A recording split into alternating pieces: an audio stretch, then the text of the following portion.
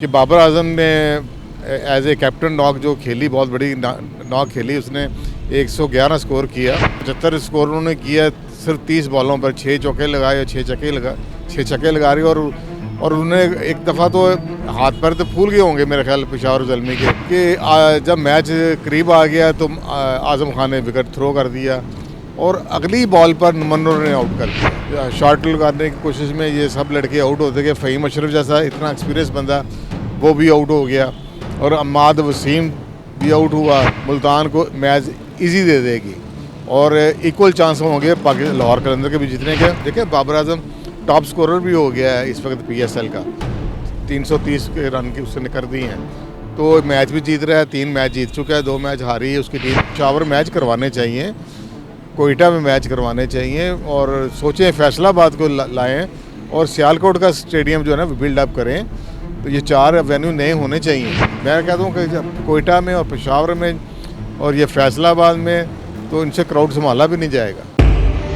पाकिस्तान से लेके Malaysia, Asia, America, Africa, म्यूजिफाई अब चले दुनिया के साथ। अस्सलाम वालेकुम नाजरीन, मैं हूं आपका मेज़बान अफजल इफ्तिखार और आप देख रहे हैं प्रोग्राम खेल और खेल। आज की जो हमारी मेहमान पर्सनैलिटी हैं पाकिस्तान के सीनियर स्पोर्ट्स जर्नलिस्ट मोहम्मद यकूब साहब। यकूब साहब, पाकिस्तान सुपर लीग जारी है, पेशावर ज़ल्मी और इस्लामाबाद यूनाइटेड का बड़ा ज़बरदस्त मैच कल खेला गया। क्या देखते हैं इस मैच के बारे में आप? जी ये अफसर साहब बहुत बहुत शुक्रिया। ये जो कल का मैच हुआ बहुत हाई स्कोरिंग मैच था और ये एक किस्म का रिपेल्का था। ये जो पिछला मैच हुआ लाहौर कलंदर का और पेशावर ज़ल्मी का, और दोनों में 200 से अब स्कोर हुआ था। तो ये बड़ा दोनों मैच बड़े हाई स्कोरिंग मैच हुए। और रात को जो एक अच्छी चीज़ थी कि बाबर आजम ने एज ए कैप्टन नॉक जो खेली, बहुत बड़ी नॉक खेली, उसने 111 स्कोर किया और साइम अयूब ने अच्छा स्कोर कर दिया था। और जब ये इस्लामाबाद यूनाइटेड को चेज़ करने गई है 201 को, तो पहले तो वो लड़खड़ाई थी, लेकिन जब आज़म खान आए तो आज़म खान और कॉलिन मनरो ने जो इन्हें खेली है वो एक शानदार उनकी पार्टनरशिप थी और उन्होंने एक मैच तकरीबन जीत चुके थे। लेकिन ये वही बात हुई कि जो फिनिश नहीं कर सके वो। तो आज़म खान एक उस स्टेज पर आउट हुए जब मैच बिल्कुल हाथ में आ गया हुआ था इस्लामाबाद यूनाइटेड के। 75 स्कोर उन्होंने किया सिर्फ 30 बॉलों पर, 6 चौके लगाए और 6 छक्के लगा रही।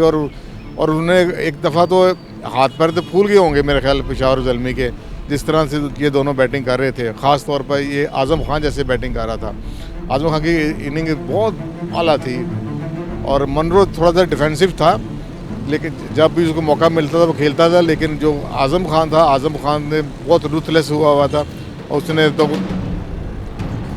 ज़ल्मी के बॉलरों को जो शामत लाई है वो कमाल थी। लेकिन ये आखिर में वो गलती फिर वही हुई है कि जब मैच करीब आ गया तो आज़म खान ने विकेट थ्रो कर दिया और अगली बॉल पर मनोर ने आउट कर दिया। और फिर ये आरिफ यकूब स्पिनर जो पहले तकरीबन विलन थे एकदम हीरो बने और एक ही ओवर में उसने 4 विकेटें ले ली। ये पहली दफ़ा हुआ है कि PSL में 4 विकेटें एक ओवर में ले गई हैं। तो आरिफ वो उस ओवर ने सारा पासे ही पलट दिया। देखिए 29 स्कोर चाहिए था 3 ओवरों में आखिर में, और जब ये मनोर वगैरह खड़े थे 181 पर ये 3 आउट थे और 183 पर ये 8 आउट हो गए, 5 विकेटें गई 2 रन के बाद। तो ये एक बड़ा सरप्राइजिंग था, ये समझ नहीं आई। लेकिन ठीक है, आरिफ यकूब ने विकेटें ली। वही बात थी कि हिट लगाते, शॉट लगाने की कोशिश में ये सब लड़के आउट होते गए। फ़हीम अशरफ जैसा इतना एक्सपीरियंस बंदा वो भी आउट हो गया और अम्माद वसीम भी आउट हुआ हिट लगाते। तो ये बड़ा एक अलमिया सा है कि इस तरह नहीं होना चाहिए कि जब आपका सिर्फ आप रह गए 2 कदम जब आपकी जीत रहेगी और आपका ये परफॉर्मेंस अब आपकी है। लेकिन ओवरऑल ये बहुत अच्छा मैच था, क्राउड ने बहुत एंजॉय किया।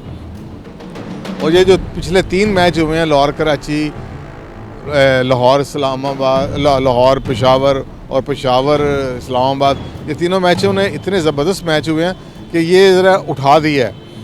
PSL में अब सही उठी है और लोगों का इंटरेस्ट भी बढ़ गया। और जनरल इलेक्शन की जो चीज़ें थी वो उसकी वजह से ये दबी हुई थी, वो भी चीज़ें ख़त्म हुई हैं। जनरल इलेक्शन के खबरें ज़रा कम होनी शुरू हुई, तो अब PCL की तरफ आना शुरू हुआ। और मुझे लगता है जो अगला जो राउंड होगा, जब पिंडी और कराची में होगा, 28 से शुरू होगा, उसमें लोगों के ज़्यादातर जो अब मैचों की तरफ होगी। और मैं उम्मीद करता हूँ कि ऐसे क्लोज़ मैचेस हों। जब देखें क्लोज़ मैचेस होते हैं तो आप देखते हैं कि लोगों का इंटरेस्ट बढ़ता है, स्पॉन्सर का इंटरेस्ट बढ़ता है, लोगों का इंटरेस्ट बढ़ता है। तो ये असल तो चीज़ है कि इंटरेस्ट बढ़ाना है। जब इंटरेस्ट बढ़ता जाएगा तो ये और अच्छा ब्रांड बनेगा, PSL और अच्छा ब्रांड बनता जाएगा। तो ये बहुत खुशाइंद थे, तीनों मैच अच्छे हुए हैं और अब PSL एक नए मूड में चल रही है, अच्छे मूड में आ गई है। तो अब देखिए आज भी ये मैच हो रहा है, आखिरी मैच लाहौर का है, लाहौर का और मुल्तान सुल्तान का। तो वैसे तो ऑन पेपर आप देखें तो मुल्तान सुल्तान बड़ी स्ट्रॉन्ग है और इस वक्त टॉपर भी है, लेकिन लाहौर कलंदर अपने क्राउड में जैसे उसने पिछले 2 मैचों में फ़ाइट बैक किया है, फ़ाइट दी है, बहुत अच्छी फ़ाइट दी है। तो मुझे नहीं लगता कि वो मुल्तान को मैच इजी दे देगी और इक्वल चांस होंगे लाहौर कलंदर के भी जीतने के, क्योंकि लाहौर अपनी फॉर्म में आ रहा है। शाहीन ने भी पिछले मैच में 3 विकेटें ली हैं, लेकिन अब सिर्फ यह है कि बैट्समैनों को थोड़ा फ़ख्र ज़ुबान इनका चल जाए ना, साहबज़ादा फरहान तो चल रहा है, अगर फ़ख्र चल जाए तो ये अच्छा कोई 200 का टोटल दे दें तो ये मेरे ख्याल में ये अच्छा टोटल होगा मुल्तान के ख़िलाफ़। अब देखें ना, पिछले मैच में आप देखें कि सैम अयूब और इसकी जो पार्टनरशिप थी 77 की, बाबर आजम की, इन दोनों ने पूरे कोई 84 बॉल खेली हैं, बाबर ने और सैम अयूब ने। बाकी किसी में कुछ नहीं है। तो आपके 2 प्लेयर भी चल जाएं तो स्कोर इसका मतलब 200 हो जाता है। तो इस तरह मैं कह रहा हूँ फरहान और ये फ़ख्र ज़मान को आज बहुत अच्छा रोल अदा करना पड़ेगा। अगर ये कर जाए तो अच्छा स्कोर हो तो मुल्तान को लाहौर कलंदर को ईजी नहीं लेना चाहिए आज के मैच में, मुझे लगता है। ये यकूब साहब, आपने बाबर आजम की इनिंग्स देखी, बड़ी ज़बरदस्त इनिंग्स थी और साथ ही इन्होंने अपनी एक गाड़ी भी गिफ्ट ले ली अपने मालिक से। कैसा लग रहा था आपको कल? हाँ यार, ये जब उसने बहुत अच्छी इनिंग थी, बहुत अच्छी इनिंग थी। और अब देखें ये थॉट्स भी आ रहे हैं, जैसे शाहीन अफरीदी को बनाया गया था T20 का कैप्टन पाकिस्तान टीम का, बाबर आजम से ये कैप्टनसी लेकर। तो जो शाहीन अपने डिक्लाइन पर चल रहा है और बाबर आजम परफॉर्म कर रहा है, और इस वक्त वो देखें बाबर आजम टॉप स्कोरर भी हो गया है इस वक्त PSL का, 330 के रन की उसने कर दी हैं। तो मैच भी जीत रहा है, 3 मैच जीत चुका है, 2 मैच हारी है उसकी टीम। पिछले उन्होंने 3 मैच जीते हैं, 2 मैच हारने के बाद 3 मैच जीत लिए हैं। तो अब ये देखें कि नए थॉट्स आ रहे हैं कि क्या बाबर आजम अभी भी कप्तान होना चाहिए था, ये गलत फैसला तो नहीं हो गया क्रिकेट बोर्ड से। तो ये एक थॉट्स जो है ना, उसको वो तो जाएगा, लोगों डिस्कशन में जाएगा, यार बाबर की होना चाहिए। लेकिन ये थोड़ा सा देखना चाहिए, बाबर पर भी बहुत ज़्यादा लोड था तीनों कप्तानी का। और आपको जैसे पता है पाकिस्तान के लिए वो अकेला ही लड़ रहा था, तो उस पर प्रेशर आया था, तो परफॉर्मेंस उसकी भी डाउन हुई थी, उसी वजह से ये फैसला भी लिया गया था। तो लेकिन अब ये है कि शाहीन को अपनी परफॉर्मेंस देनी पड़ेगी अगर उसने कैप्टनसी रखनी है वर्ल्ड कप तक। तो अभी इनका न्यूजीलैंड के साथ मैचेस होंगे, फिर इंग्लैंड के साथ मैचेस हैं। तो वर्ल्ड कप से पहले तो इनको चाहिए कि शाहीन को अब एक जिम्मेदारी होगी कि अपनी कप्तानी बचाने के लिए अपनी परफॉर्मेंस सही रखना ही पड़ेगी, और नहीं तो बाबर आजम दोबारा कंटेंडर हो सकता है कप्तानी का। यकूब साहब, पाकिस्तान सुपर लीग के जो मैचेस पिंडी में होने थे, कह रहे थे कि इसको शिफ्ट लाहौर में करने लगे हैं बारिश की वजह से, ये कहाँ तक बात सही है? यहाँ ये खबरें कुछ गर्दिश कर रही थी, लेकिन मेरे ख्याल में अब ये मौका नहीं है, ना टाइम है। 2 दिन तो रह गए, ज़ाहिर वहाँ पर होटल बुक हुए होंगे।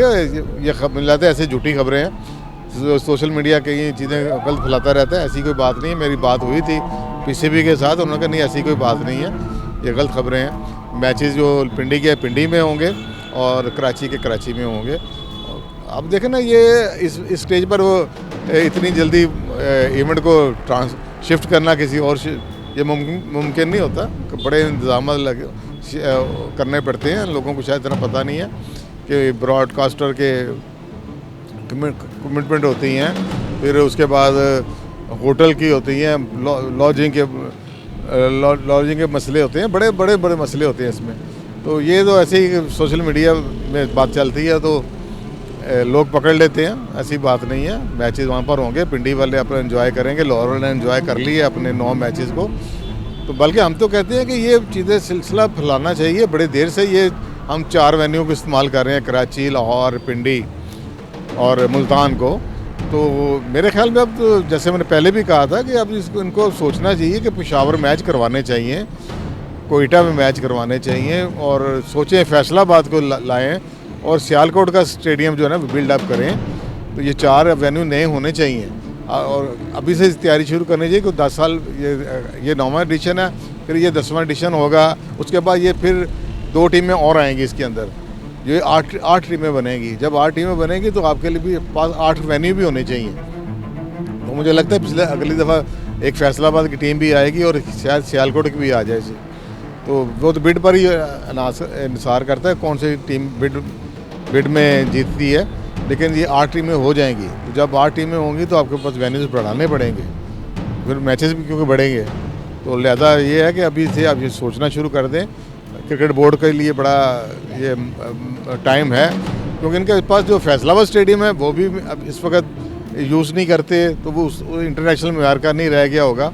डोमेस्टिक मैचेस होते होंगे वहाँ पर। सियालकोट का तो बहुत अरसे पहले ही इन्होंने बंद कर दिया हुआ है, उसको भी रिवाइव करें और कोयटा में भी अब इंतज़ाम करें।